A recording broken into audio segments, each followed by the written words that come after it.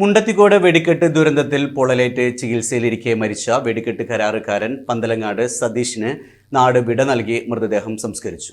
Mundathikode DVLP സ്കൂളിൽ പൊതുദർശനത്തിന് വെച്ച മൃതദേഹത്തിൽ അന്തിമോപചാരം അർപ്പിക്കാൻ ആയിരങ്ങളാണ് എത്തിയത്.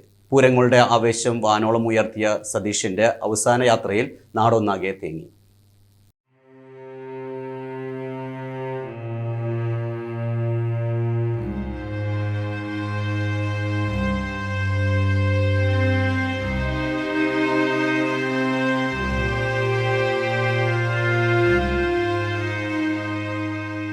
ഉച്ചയ്ക്ക് 3 മണിയോടെ പന്തലാട്ടെ വീട്ടുവളപ്പിലായിരുന്നു സംസ്കാര ചടങ്ങുകൾ.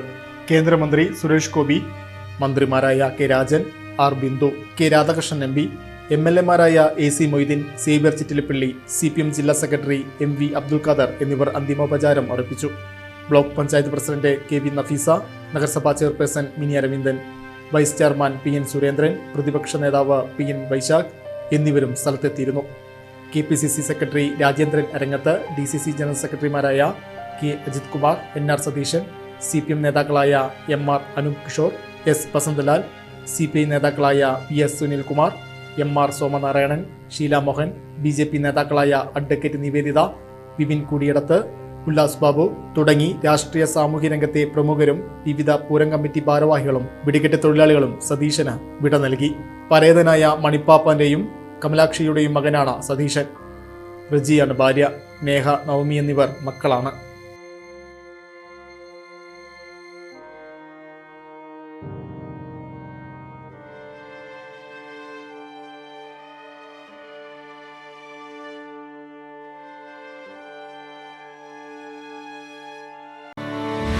ഏറ്റവും മികച്ച വസ്ത്രങ്ങൾ ഏറ്റവും കുറഞ്ഞ വിലയ്ക്ക് നൽകി വടക്കാഞ്ചേരിയുടെ ഫാഷൻ സങ്കല്പങ്ങൾക്ക് പുതുമ നൽകിയ പുതുമ family collections, main road, Vadakkanchery.